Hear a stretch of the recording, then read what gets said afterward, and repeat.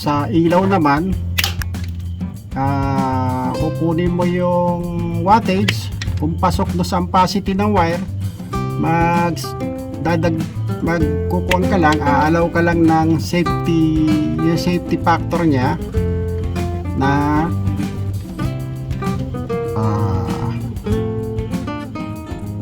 20% o 25, pwede rin kasi hindi mo lahat i-maximize yung load, kasi pagka maximize mo yung load guys, iinit yung wire habang ginagamit yan, iinit yan, humihina yung insulation.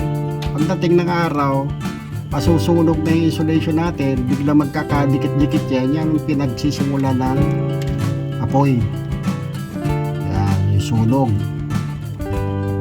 Kaya nga iba, declaration ng mga pagka may sunog, faulty electrical circuit ang mga dinedeclare.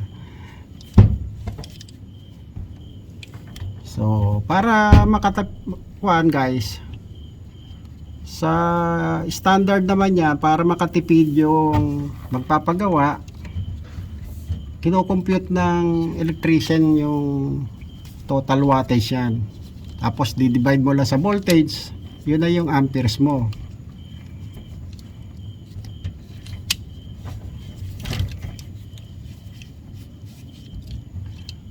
Di sumama may isa.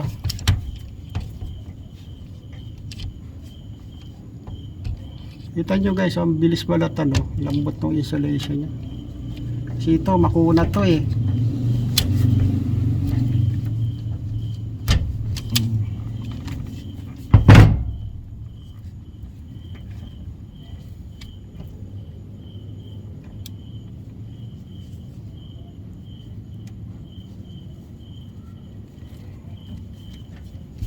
Kunat yung kulay pula na wire, pero mataba yung wire nya eh. Yung diameter nya mas malalaki yung himla.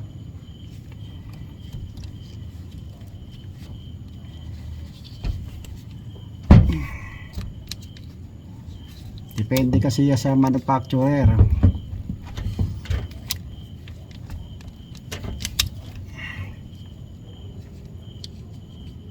Kaya kung bibili kayo ng wire, huwag kayo magtipid guys.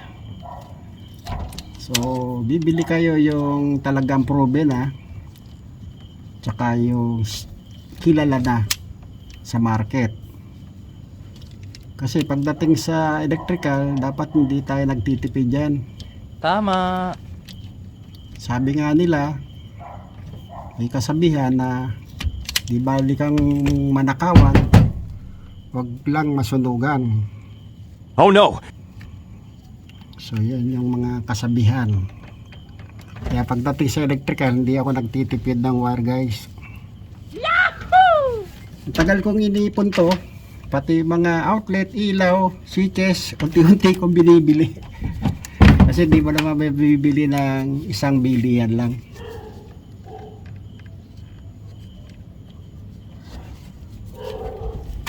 So nung ready na, saka ako nag-decision na gawin na.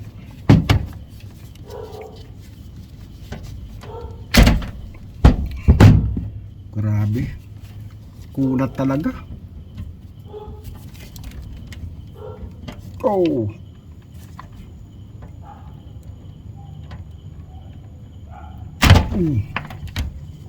dikit ng dikit yung insulation.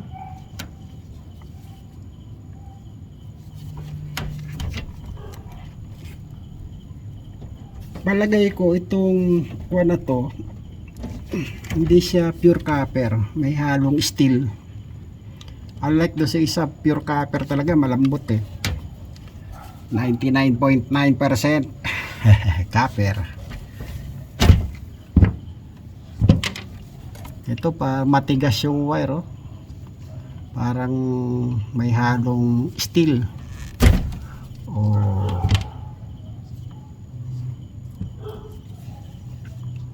O aluminum, ganun.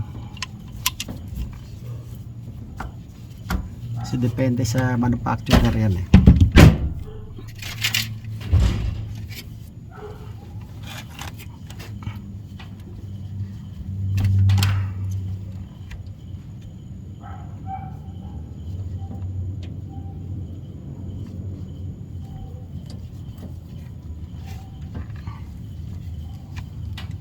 Ayun na.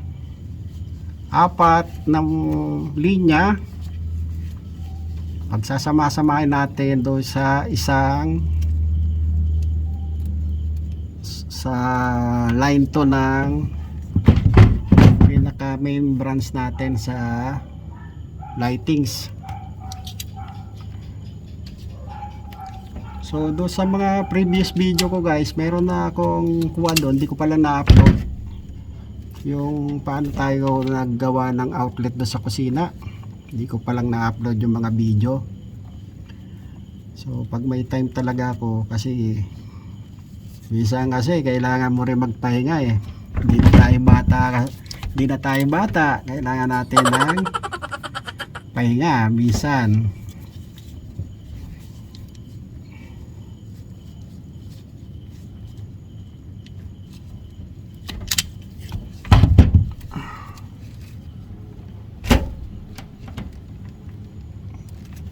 Kulat talaga, ang hirap i-strip.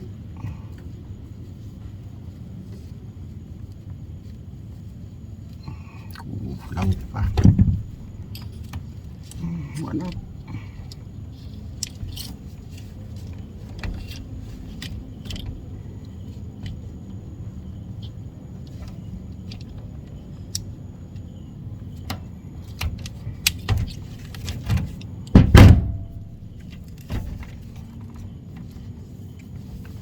Ito,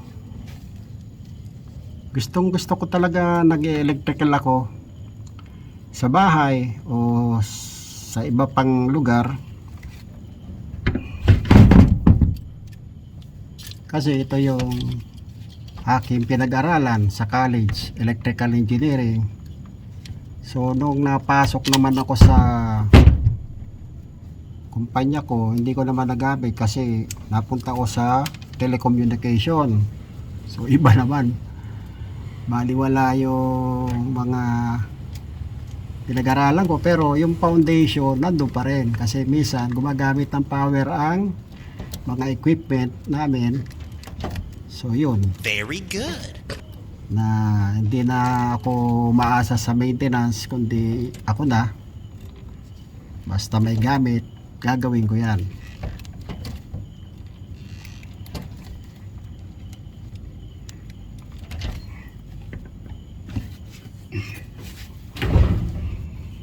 Dati gumagawa pa ako ng design niyan guys eh, sa mga bahay-bahay. Eh nung nagkatrabaho ako, iba naman na napunta ako. Ginagawa natin doon kuan. Unang trabaho ko nga eh sa PayBX. Yun yung may telephone operator dati, mga 1980s. Mga manual, yung mga decordon na pag-ooperate ng mga telephone operator. Tapos nag-improve, nag-semi-digital switching o analog. Nawala yung kuan, mga manual, napunta lang na sa semi-automatic. Yung mga relay, ganon, naging mga relay na Stroger switch, ganon. Tapos napunta sa digitalization, fiber na, more on digital na. So lahat yan naranasan ko guys, kasi yan ang minaster natin. Tsaka dami tayong training sa fiber, ganon, fiber optics. Nag-splice tayo yan, nagme-maintenance din tayo kasi conduct tayo ng mga training dyan, seminars, mga training rin tayo sa mga vendors, distributor. So So pinag-aaralan niya kung may bagong equipment, pag-aaralan namin yan guys.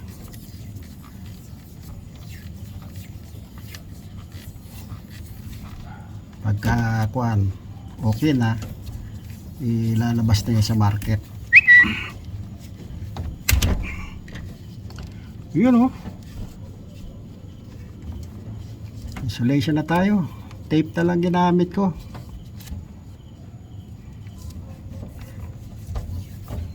PVC tape. Nagabitan ko sana ito ng shrinkable yung with gel. Kaso kung mga 3 wire kaya, pagka maramihan wala na, dapat yung malaki na, wala naman ako stock nun.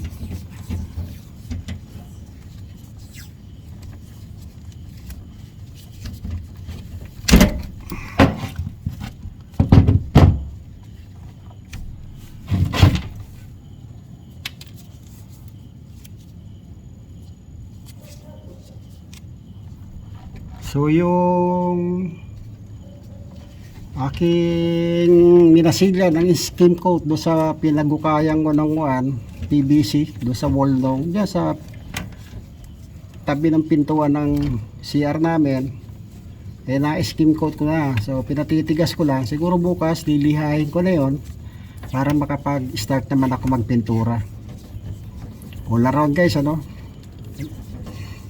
Electrician na, pintur pa. Sana all. Yan. Okay na guys. Ready na lang na ikabit yung mga ilaw niya sa dulo.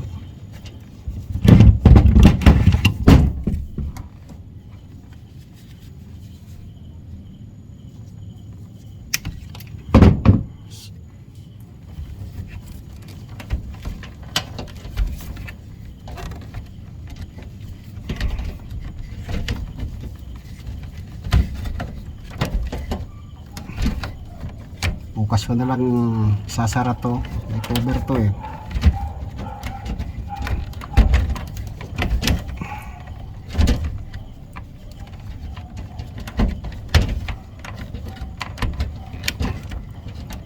dapat palang ginamit ko dito na junction box, yung square box, yung cut off box dapat.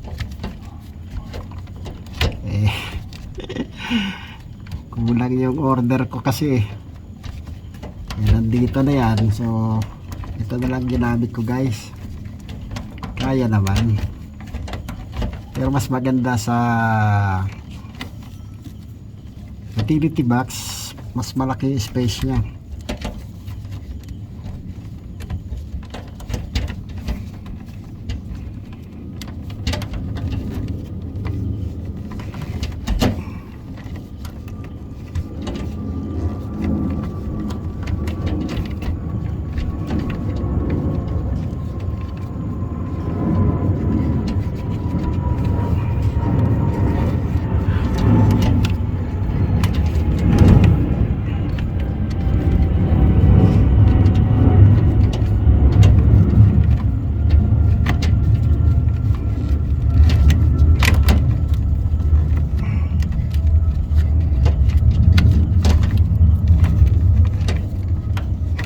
Naayos na lang natin guys para matakpan natin. Yahoo! Pero bukas ko natatakpan yan.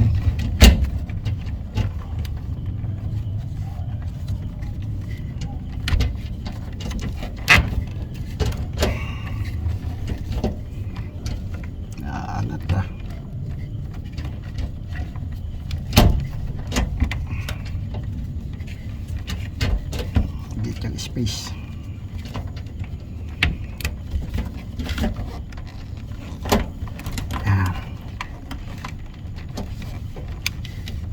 Pag may takip yan, hindi na makikita yan. Ayan, suksok na natin guys. So ito na guys.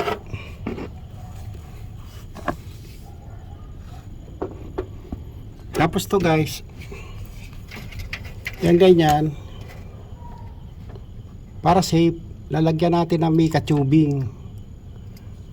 Yan, susutuan natin ng mica tubing yan, kasi baka ngat-ngatin ng daga. Tama. So poproteksyon na natin yung kawad ng kuryente. So yun. Pero after na yon, pagka nakapaggawa na ako ng butas dyan, tsaka doon sa kabila para sa pin light. So yun, tapos na. Once na, teka, so yun guys, tapos na nga tayo mag-splice dito. Lahat ng apat na ilaw na splice na natin, pati yung main branch, yung branches ng lightings. So na itap na natin do sa kanya-kanyang switches. So bukas lilihain ko yung wall para makapagpinta pati kisame. Pagka natuyo, doon ako mag-i-start na mag-drill para makagawa tayo ng butas. Ipapasak na, ilalagay na natin yung surface light natin. So yun, so tricolor para mamimili na lang yung gagamit dito sa loob. Daylight, cool at saka warm. Kaya tricolor. So guys, nabutan na ako ng gabi. At saka wala pa yung mga kasama ko sa bahay. Yung anak ko nasa school pa, di pa dumarating. Kasi yung misis ko naman may pinapagawa kaming repair do sa bahay sa aming biyanan dati. Nagagawa yung bahay at saka pinapaayos namin yung aming isang bahay do sa may Marikina. Kasi wala na nakatira yun guys. Buhat nung nag-resign ako sa work, umakyat na ako dito sa bundok.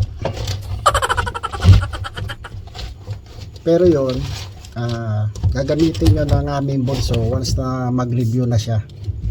Sa next year, mag-review na yon. Doon na siya titira muna hanggang nakapag-board exam siya. And then tapos nun, back to Angono na naman siya.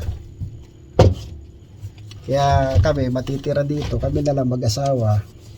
Actually guys, wala kaming maid.